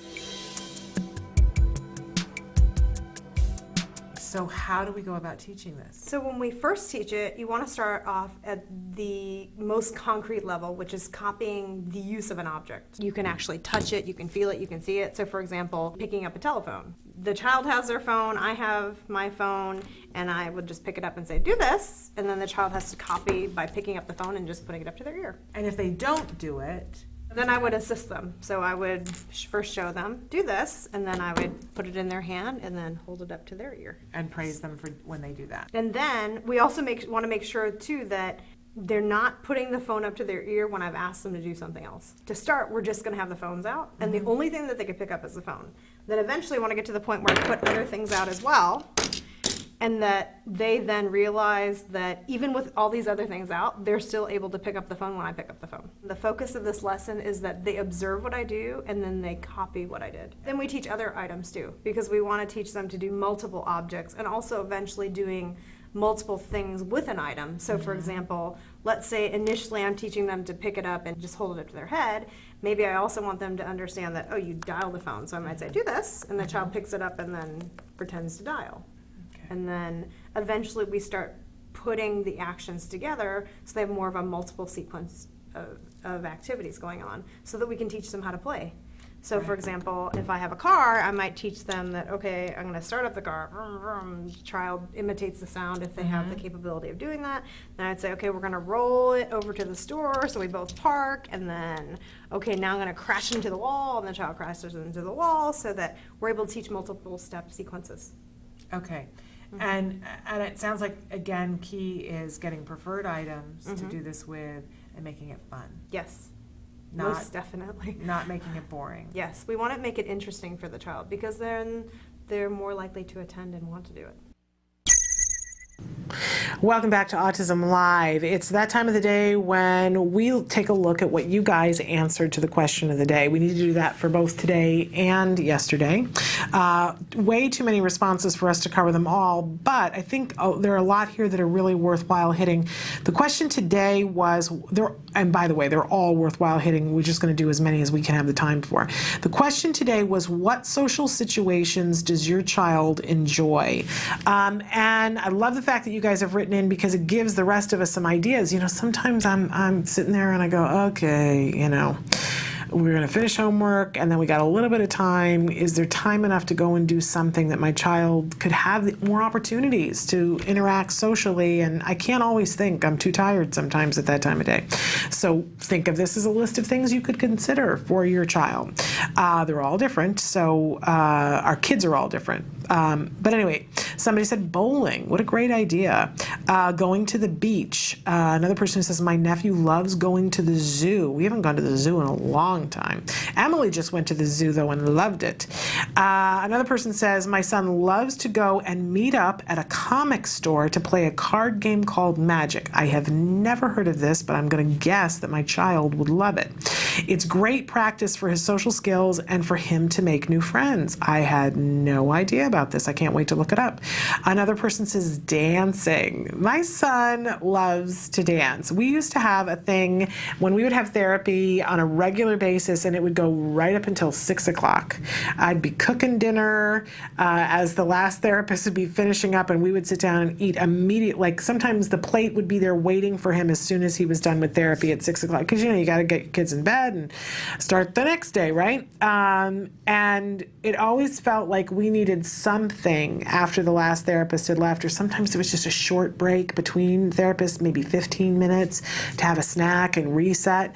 And one of the things that we started to do was just put music on, and my husband and my son and I would get up and dance. We don't do that as much anymore, and we loved it. So we'll have to reinstitute that. Another person says dancing at church. There you go. Somebody else says that their child doesn't have too many social situations she likes or enjoys, but she loves going to a little thrift store in our town for doll clothes. How wonderful. I wonder if there are other little girls who like going and getting doll clothes that maybe that could turn into a social thing. Could be. Whenever our kids are interested in something, man, we just need to, like pizza dough, stretch that out to as many corners as we possibly can. Okay, another person who says, my son loves to order his own French fries, pay, and say, thank you, and see you next week. I love that. That's fabulous. Another person says, my son loves to bowl and play the game of Angry Birds and Yahtzee. My goodness, that's fabulous. Okay, and on this side, I'm just going to scroll down a little bit and go over some of the questions, answers to the question of the day from yesterday. It was, if you could help your child learn or improve any social skill, what would it be? And of course, you guys really had a lot to say about this. And somebody wrote in and said, nothing, I like him just the way he is. And I got to tell you, I love that answer. I love my son just the way he is too. And I love myself. I like to model that I love myself, but I have things to work on. And I like to remind my son that he is a work in progress too, and that he's got things to work on. So we're not saying that our kids aren't fabulous just the way they are, but there's always something we can do to help them, right? So another person says, he is doing well socially, but I would say speak. And what a wonderful reminder to all of us that even when a child is non-vocal, that they can be doing well socially. So that's a wonderful thing, and I hope that you've got somebody really good working with you. Another person says, for my son to feel a meltdown coming and ward it off before it strikes. Oh, self-regulation, boy, really so important. And I have seen over the years how being able to do that and give lots of opportunities and talking about it when it isn't close to meltdown and putting things on a scale and saying, how much of an upset is this? How much should we get upset? Pointing it out when other people have a meltdown. Remember, I have to be careful what I say, but we were at Disneyland a couple of years ago with a bunch of friends with kids. There were a bunch of families there. And the rest of the families, all the kids neurotypical, right? My son's the only one on the spectrum of this group of families, and one of the children had an issue. I think it was a ride that wasn't working and had a meltdown. Now, it was day 2 of being at Disneyland for this child. That's a lot of sensory stuff, and again, typical child, but still a lot of sensory. You see people at Disney, you see adults at Disneyland having a meltdown after a certain point, right? We all have that place beyond which we have to take a break. But anyway, this child had a lot of sensory stimulus, and it was just like the straw that broke the camel's back, and he had a meltdown. And I remember my son watching it and pulling me aside and going, why is he getting so upset? It's not the end of the world. We live in Southern California. This ride will be open again another day. And I hugged him And I said, well, sometimes when mommy says to you, this is not a 10 upset, this is a 4 upset, this is what I'm talking about. And he was like, does he know he looks ridiculous? Hugging that boy. And, there was a day, though, when he would not have been able to language that or have noticed it or have seen that it's all relative. It comes with time and practice. And not in the moment, though, because, when they're in the middle of it, saying to them, is this a 5? Right? But we can work on those things. Another person said to be more aware of his surroundings, like behind him as much a part of as in front of him, LOL. Poor guy walks into people backwards sometimes, LOL.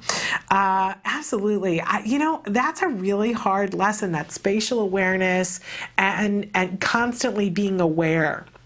I do think that our kids sometimes have so much going on in their own heads that it kind of dims the things that are happening here, or maybe for some of them it's that they have to dim it because it's so active for them. I don't know. But we struggle with the same thing, getting him to be completely aware of his surroundings and what's happening. He goes in and out of it. Sometimes he's just there and present, and other times, woohoo, gone. I'm somebody who walks into people left, right, and center, so maybe that's why I'm having a hard time teaching it myself. Okay, another person who says, after working with a 5-year-old who was kept home except for school, I think exposure to outside activities to socialize and teach expected behavior. What a great comment. Somebody who says, is hygiene a social skill? It's bad. Actually, hygiene is considered an adaptive skill, and it is something that we can work on the same as we work on any other thing. We just take it into little itty-bitty increments. I mean, one of the first things that we can work on is hand washing, because it comes up so many times in a day, or it should come up so many times in a day. And, there are lots of different creative ways of working on that, but sometimes, it's a sensory thing for kids, so make sure that you're pairing it with reinforcement that it might be difficult for them. The scrubbing, it might be difficult, the feel of the water, so make sure that there's some reinforcement for it. I've heard of people having to use soap that has colors so that they can see that there's soap on, or people who actually will get their child's hands dirty with something that's safe so that they can see. You know how they used to do those red tablets when we used to brush our teeth? I don't know if they still do that at school. They would give us all red tablets. We would brush our teeth. They would give us red tablets, and then we'd brush your teeth again. I don't know, but you'd be able to see what you left behind. Sometimes with some of our kids, we have to show them what's left behind if they haven't washed. Now, you could get something infrared to be able to see the germs, but why do that if you can take something like make a mud pie and go in and say, look, there's still dirt here, something that's visible. And then we can broaden that into a whole bunch of things. But remember, bite-sized morsels and reinforce to get those adaptive skills like hygiene. Just don't try to teach it all at the same time. It's overwhelming, really.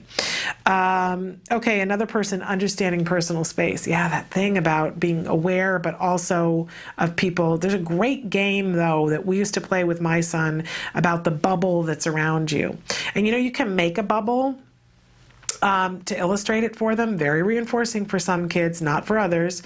But you can make with a hula hoop and a kid's swimming pool with a bunch of dish detergent and bubbles that you pull the and some people do it on a lever, but you can pull it up and encase them in a bubble for just a second. And to do that, and then talk about how everybody has an invisible bubble and don't bump into my bubble. And we used to play a game about, are you bumping into my bubble? And what does it feel like when you're inside somebody else's bubble? Is it uncomfortable? And so, it's a great thing to work on, though. But not an easy thing to work on, right? It's a concept. So concept things, boy, until they get them, they can be tough. But boy, once they get them, it feels like a light switch to me that they get it, and then it's boom, it's there. I would help him figure out how to calm himself down when he gets overwhelmed. I always feel helpless when he is like that. I love him no matter what, though, and I would never change him. I just love that. Do you know, there are a whole lot of things, though, that we can do to help our children to calm down. And again, we want to teach these things at times when it's not the moment. That there are different points in the hand for some kids. They start out, have you ever noticed kids who push on the bottoms of their feet when they're little and babies? And when we work with little kids, sometimes you'll see that people will teach them how to squeeze their toes. It's like really pleasurable to some kids, not to others. And for those kids, eventually they'll transition into squeezing their hands. My son likes to be squeezed everywhere, so we work on, that he can sit in his desk and squeeze himself, and that helps him to calm himself down. Working on meditation with kids and yoga. Oh my goodness. We have Sue Cho from time to time come in, and she is a wonderful, wonderful therapist that tours the world and visits families for workshops. And she has now become a certified yoga instructor because she said she does yoga personally, and that she started doing it with her kids.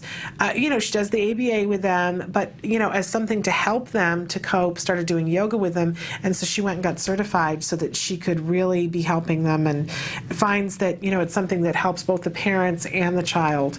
And obviously they're going to get upset at some point, right? And they're not going to be able to sit down and do yoga, but the breathing, the core exercises that you do in the yoga, then you can apply in that moment. Very, very helpful for a lot of our kids, even kids who are having great deal of trouble accessing language or social situations.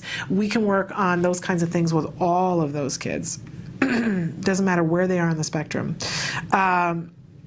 And somebody who agrees and says that's a really important thing for them. Another person says, I love my son the way he is. I do wish he would get to know other kids his age. I always say he is doing great, but when I see other boys his age, way more social sometimes, it slaps in the face because I wish he was more social. Yeah, I think we all feel this sometimes, right? Because I look at my son, and my son is just doing awesome, and then I'll go see a group of kids interact that are his age, and I go, oh, we don't have that. We're not doing, oh, no. And it's always a bummer for at least a day or two. And just like Lisa Ackerman was saying yesterday from TACA, there's the grief period, and then you kick into the action, and then the next thought that occurs once I get out of the grief of it, and it takes me a while, just being honest here, then I go, okay, so what can I do about that? What can I do about it? And sometimes it's arranging play dates. Sometimes it's working on a skill with him. Sometimes it means watching those kids more and thinking, okay, what is it exactly? What's the piece that's missing here? Okay, reading and understanding people's cues. Oh, questions, I think we're talking about there. Another person says, somebody else is conversational.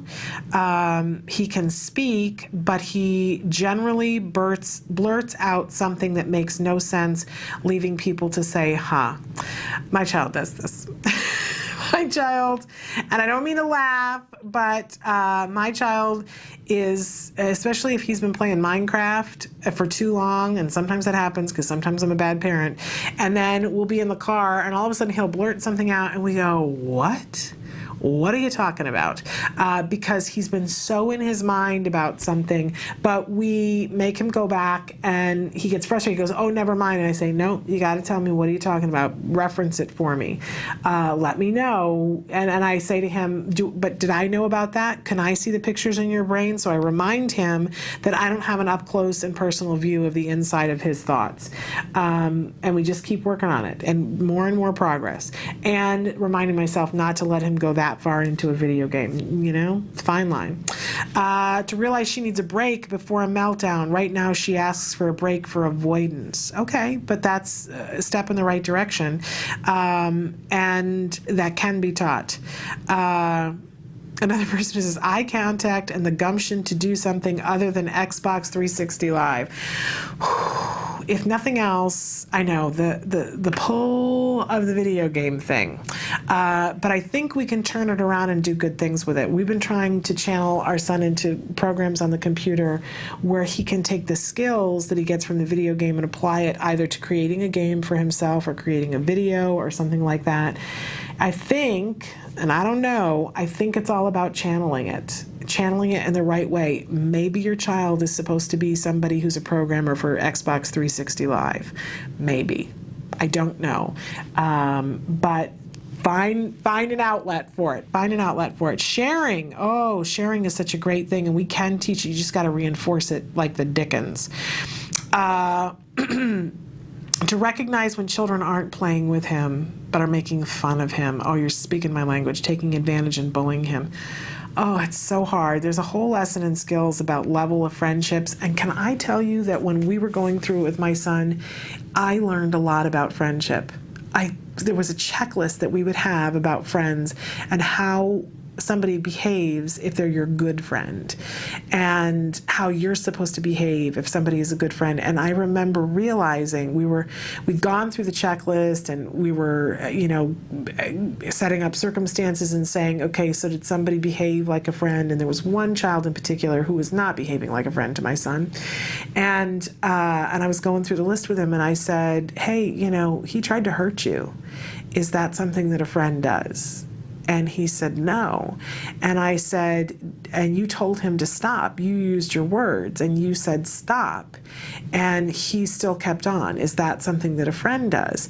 And he said, no. And I said, did it seem like he cared about what you were feeling? And he said, no. And I said, is that what a friend does? And he said, no. And as I was thinking this, I was thinking about a friend that I was dealing with right then, who maybe it wasn't as overt, but I remembered thinking, oh, I am doing the same thing, allowing somebody to be in my life that does not seem to listen when I say no, and does not seem to care what I'm feeling in the given moment. It was really a bit of a wake-up call. I think it's a great, great lesson. And we have to model it. And sometimes that's hard. And because you all know there's somebody, I'm just going to guess, in your life, especially since your child had autism, that has revealed themselves to be somebody who's not productive in your life. And it's hard because you care about them. It's hard to let go. It's hard to let go. But what would we want our kids to do? Okay, so many more of these. I wish I could get to all of them, but we have so much to cover today that we haven't gotten to. So let's take a break, and we're going to come back and talk about challenging behavior because I want to get to play today. Stick with us.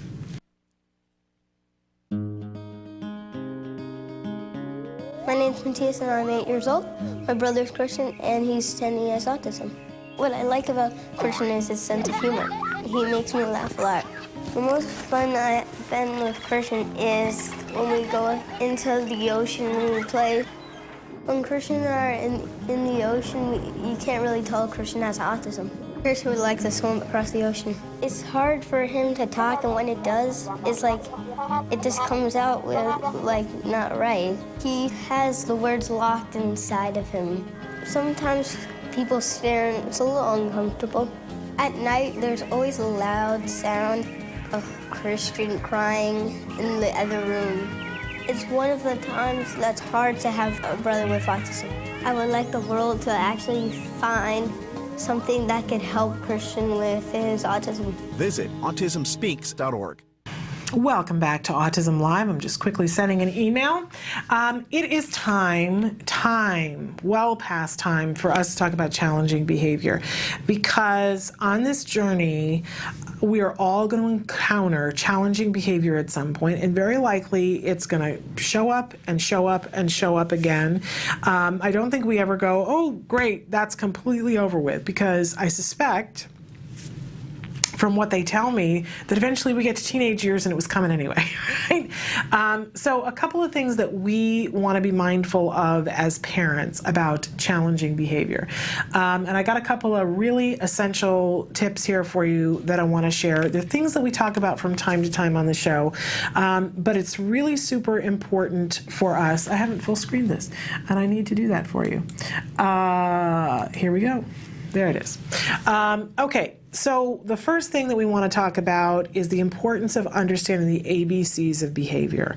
We talk about this a lot on the show, understanding that for every behavior that you or I or our children on the autism spectrum or our children who aren't on the autism spectrum or our mother-in-law or the teacher or the school superintendent or the aide, every behavior that all of us are engaged in, we can put in a 3-term contingent. And I refer to it as the ABCs of behavior because 3-term contingent is a mouthful, right? You don't have to know 3-term contingent, just know the ABCs of behavior. First, there's A, which is the antecedent. And that's the toughest word I'm going to ask you to remember. A for antecedent. It's what happens before the behavior. B is for behavior. We can all remember that, right? And C is for consequence. And as parents, we know all about the word consequence, right? So every time that a behavior happens, there's an A, something happens before it, then the behavior occurs, and then there's a consequence. And we do this so many times in a given day that we don't even notice.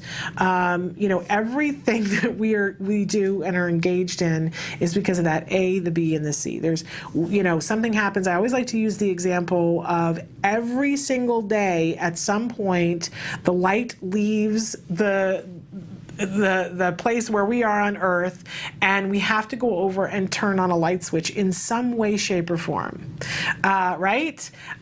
So we were sitting someplace, we were doing something someplace, and at some point we turn on the light. Some of us do it before it's necessary, some of us do it way after it was necessary, but we all turn on the light. So we're someplace and doing something, and we stop what we're doing to go over and turn on a light. And so we see that the before is there's a process that happens where we feel the need to go over and turn on the light. The behavior is we flick the switch, and the consequence is light floods the room and we go back to doing what we were doing. But think about how many times in a day you engage in behavior and you may not think about why or what the antecedent was before you got up. You get up in the morning and at some point you brush your teeth, I hope, I pray. What's the before that happens? There's something that happens there that leads your footsteps to go into the bathroom and put the toothpaste on and brush. The behavior is the brushing the teeth. There is an antecedent before and there is a clear consequence for it. Now, some of us there's whatever the consequence is, if it's a behavior that we do again and again and again, there's something about it that's rewarding. There's always a paycheck. Always a paycheck. It's different for different people, though. For you, the paycheck might be that your teeth feel smoother. For somebody else, it might be that they feel like I can talk to somebody up close and personal and not, feel like my breath is bad. For somebody else, it's knowing that they're not going to have to go to the dentist. Different things about it for different people, but there's a paycheck for it. Otherwise, we wouldn't keep doing it. We don't engage in behavior over and over and over again unless there's a paycheck. Okay, great. And I think we can all mentally get our heads wrapped around that, at least around some things, but then you feel your brain go, but wait a second. I do things that I shouldn't do. No paycheck there, Shannon, except that I challenge you to go back and look and see that there is a paycheck. Sometimes the paycheck is immediate and there's a bigger consequence that's long-term, that's negative, but there's an immediate reward. There's something that's making sure that you engage in that behavior again and again and again. And it's worth it to look at what those things are. Okay, so let's put this within the context of challenging behavior for our children. Every single time that our children do something, let's put it this way. If there's just a one-time tantrum, I'm sure that there's still a function of that behavior as well, but especially if it's happening again and again and again. Your child's throwing a tantrum. I was talking with Richard Stripp the other day, the author of the book, Mommy, I Wish I Could Tell You What They Did to Me in School Today. And he was talking about one of the little boys featured in his book that every morning he would take his shoes and hide them or put them in the trash can. And it was so frustrating for the parents. It was like, please, do we have to do this again? Why do you do this? But this is a great question. Why was he doing that? He didn't want to go to school. Well, why? And the paycheck was that he was delayed a couple of minutes and they couldn't put him on the bus when they wanted to because they couldn't find his shoes. That's a paycheck. Even though he had to get on the bus eventually anyway, and it never got him completely out of school, to get a 30-second respite from it is a paycheck. So we need to be looking at our kids' behavior and saying to ourselves, this is communication. My child is communicating something. What are they communicating? We know that there's a short list of things that it usually, the usual suspects, we say, for challenging behavior. Kids mostly, not all the time, but mostly we can look at these 4 things and go, okay, it's one of these things. Attention, and remember, kids will engage in something to get negative attention if their attention meter is that low. Doesn't matter if you're yelling at them, that's still attention. It's a reward. I know that's hard to wrap our heads around, but look at tabloids. You see it's true. People engage in bad behavior to get bad attention, and they're very rewarded by it, or they wouldn't keep doing it. Getting access to someone or something or some ritual. So gaining access to something. Very much a reinforcer. Even if it's just for a second, if somebody wants mommy and they're constantly running away from the playground to get to mommy, and they maybe get to touch mommy or get close to mommy and then they get ripped back, it's still reinforcing because they got that much access to mommy. Escaping from someone or something or some feeling. So escape. We all do that, right? You and I engage in things. And again, think about it. Even if you can put it off for 5 minutes, sometimes it's worth it, right? Our kids will engage in challenging behavior to escape something, even if it's momentarily. And then the last one, the toughest one, is when it is automatically reinforcing, when there's something about it that somewhere feels good. Really hard to understand, really hard to change, but not impossible on either front. Some of the stim behaviors that our kids do, they do because in some way it either calms them or it looks cool. When kids do this, I'm telling you, have a panic attack. This is very calming. And there's something cool about it. Your fingers blur. It's like watching a cartoon. It's there, there's a reason for it.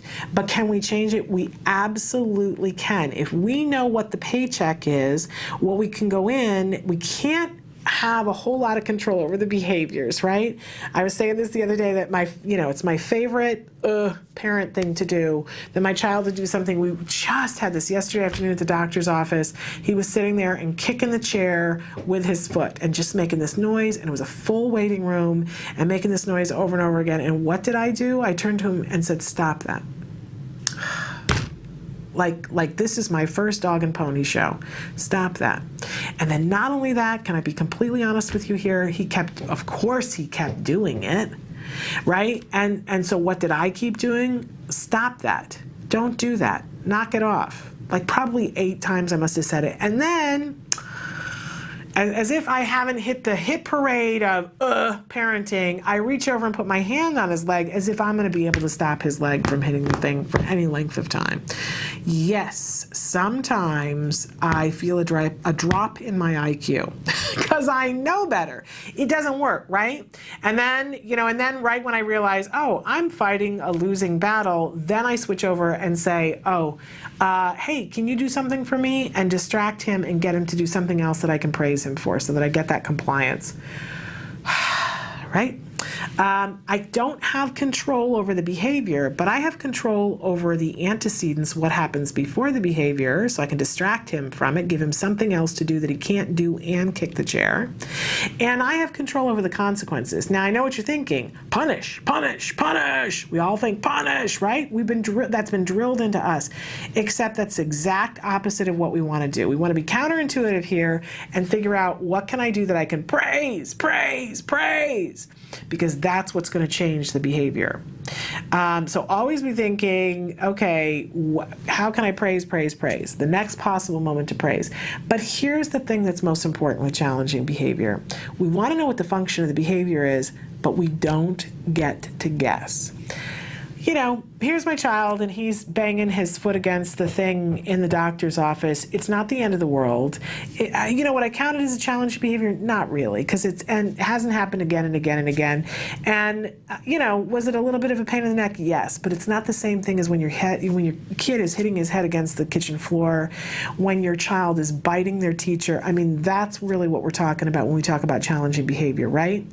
And the problem is that a child can be biting their teacher for attention, for escape, to get access to something, or because it feels good. It could be any one of the four. And we don't get to guess. When we guess, we run the risk of making it worse and letting somebody get hurt, or really changing our child's experience of the world, because the child bites the teacher enough, at some point they're going to move them to a more restrictive environment, which doesn't need to happen. I can tell you right now that does not need to happen. If we have somebody come in and do an FBA, a functional behavior assessment, that knows what they're doing, a board-certified behavior analyst who has experience in autism and has experience with this kind of behavior, they're going to be able to do it quick. They're going to know which one of those four it is, which is going to vastly change what they do about it. We need a behavior intervention plan, and in order to have that, we have to know what the function is, and we don't get to guess. So ask for help. Ask for help. If it's happening at school, ask for the BCBA to do an FBA. I know, how many letters did I just throw at you? The board-certified behavior analyst to do a functional behavior assessment. So it's the BCBA, board-certified behavior analyst, do an FBA, which is a functional behavior assessment, and create a behavior intervention plan, which is a BIP. I know, it's jargon land, but can I tell you, knowing those three, BCBA, FBA, BIP, is the difference of how your child behaves. Because when you have the right function, the behavior changes, and usually it changes very quickly. It's key. Okay, we have to take a short break, and we're going to come back, and we're not going to have time to do everything, so we're going to have to cut some things. But stick with us.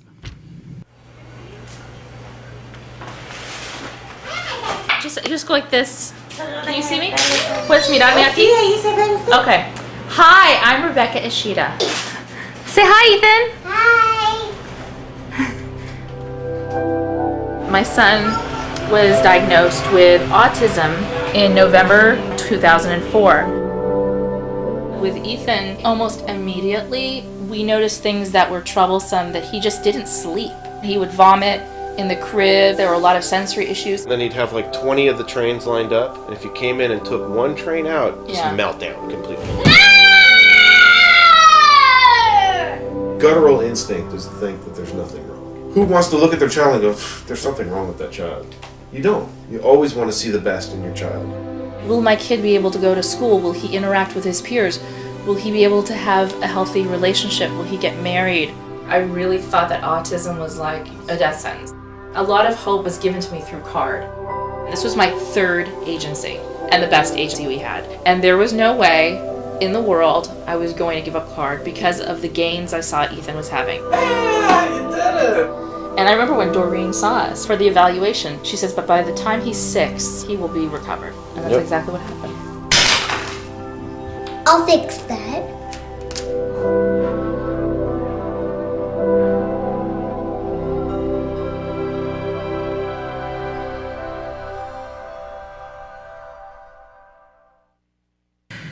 Welcome back to Autism Live.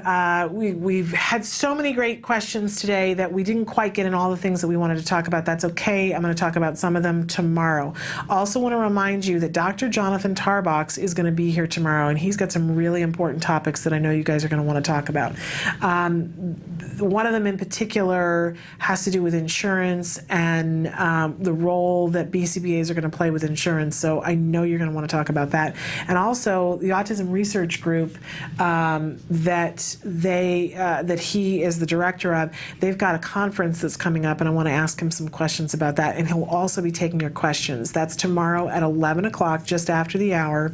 Dr. Jonathan Tarbox. Okay, but I am going to talk a little bit about play tomorrow. We might get him to talk about it a little bit, about teaching that imaginative and creative play. But one of the first things that we have to talk about when we talk about that is the prerequisites for it. And one of the prerequisites, one of the early prerequisites, there is no child that it's too young to start working on this with. And of course, I'm talking about joint attention. We talked about this a little bit. You'll see this list of things here that we've got for joint attention. There is a prerequisite for joint attention. So if you're working with a very small child or a child that really has a hard time focusing their eyes on something, you're going to work on stimulus orienting first, so that your child has the ability to sustain their attention and focus their eyes to look at something for at least a couple of seconds, like the count of 2, 3 even better. And how do we do that? You can do this, and people do this with babies all the time. They just don't always realize that that's what they're doing. When the baby is in that little bouncy thing that you sit on the floor, you set it on the dining room table, and you're talking to the baby and doing all kinds of things, and eventually you bring the little toy in, whether it's a finger puppet or the little stuffed animal, and you bring it in and you do this, and the baby looks at the stuffed animal. That's stimulus orienting. You need for them to be able to look at something and focus their eyes on it for at least a couple of seconds. It really involves, whether the child is neurotypical or on the autism spectrum, having it be something that's reinforcing. They're not going to focus their eyes on something that isn't of interest to them. So here the key is figuring out what is of interest to them and lining that up. I've got things on my screen here so you can't see. It's annoying. Sorry about that. Okay, so stimulus orienting first, but once your child has stimulus orienting, then you can move on to joint attention. So joint attention, if you've got the little stuffed bunny, and that's what your child loves, and you bring the stuffed bunny and you bring it over and the child is looking at it, great. You don't have to fill out a paperwork or anything. You can move right on to joint attention. So and by the way, you can make this as fun as possible for the child, because having it be fun and rewarding is key. I can think of, you got the stuffed bunny and then you're having the bunny kiss them. That's one way to get their attention onto the bunny. But then when we go to joint attention, what we want to do is, so they're looking at the bunny. Now we need to do something so that they look at us. So I got the bunny over here and the bunny kissed them and they're looking at the bunny and I go, oh, and I look at the bunny, right? And hopefully I've made enough of a big noise that the child now looks at me, and I look at the bunny and I look back at the child, and I even point to the bunny, like, let's both look at the bunny together, and then do some other big motion so that the baby is looking at me again. That's what we would do with any child, right? We do this and we don't even notice that we're doing it. We have to create that with our child on the autism spectrum, whatever age they are. So think about how could you translate that if you've got a child who's 8 years old and, verbal or nonverbal, what kinds of things are they interested in that we can see if they're orienting onto that thing and that we can now react and do it with them. It may be a video game that we can do that. But again, we're going to use the same kind of principle with that child. So we've got the child orienting on the video game. Sometimes that's not as hard, right? But we have to do something, make a noise or do something to get them to look at us. And then we're going to point back to the screen and point something out so we're both looking at the screen, and then make another noise or something to try to get them to look at us. And then we're going to reinforce like the Dickens. Reinforce like the Dickens, and we're going to condition, reinforce. We're going to tickle them. We're going to hug them, we're going to celebrate, give them attention, give them whatever they want, because that's the first step in getting your child to be as interested in people as they are in things. We're linking ourselves to the thing that they like and making it so that we're interacting with it. Super duper important. We can do this with a 45-year-old, but we just have to find the thing that's reinforcing and do the thing to get them to focus on us for a second. Whether, it's got to be pleasant. It can't be something that's unpleasant. So screaming isn't going to get it done. But tickling them to get their attention and then looking at the thing, right, can help. but eventually we want it to be that it's pure, that you're looking at that, I'm looking at that, and then we're looking at each other's reactions at it and then looking back. A very exciting thing when you can get that happening, and that paves the way for a lot of play that we're going to do that we'll talk about tomorrow. That functional pretend play going to the symbolic play, which leads to the imaginative play. We can get that done. Okay, so take a look at my list here. We've got stimulus orienting first, working with very preferred items. Make sure that whatever it is that you're going to have them experience the joint attention with you is something that's, you know, it's the Hall of Fame reinforcer, right? And when you reinforce, you're going to pair it, the reinforcement with you, and you're going to condition that if they're looking at you, that they're going to get big reinforcement. They've already got this other thing that's reinforcing, but you're just keep it on. And make sure that you make that a powerful moment. By the way, going to the zoo, perfect example, because sometimes kids find those animals and spotting the animals really exciting. You can be spotting it too, and having a reaction and looking at the thing again can be the potential, you know, someplace like that can be really awesome, but you can do it in your own living room. Just got to figure out what's reinforcing enough to your children. That is joint attention. Okay, we are at the end of the show here. I can't believe it how fast it went, but part of it went so quickly because you guys asked such great questions and gave such great comments. Absolutely love that. Keep it coming because we really, really enjoy that here. Here are the ways that you can get in touch with us. You can email us if you're watching this show and rebroadcast and there was something you wanted clarified or something else you want to add to the mix, send it over to us. We really enjoy it. And Emily's going to cycle through all the different ways that you can get in touch with us and all the different ways that you can be watching this show. And I can't say enough, I want to remind you, if there's a way that you'd like to be seeing us, let us know. That's a good thing for us to know too. We are here to support you on this journey. There's a whole bunch of people, myself included, that know that there's nothing easy about this, right? There's nothing easy about it, but that doesn't mean that you can't do it, that you're not going to do it, because I know you are.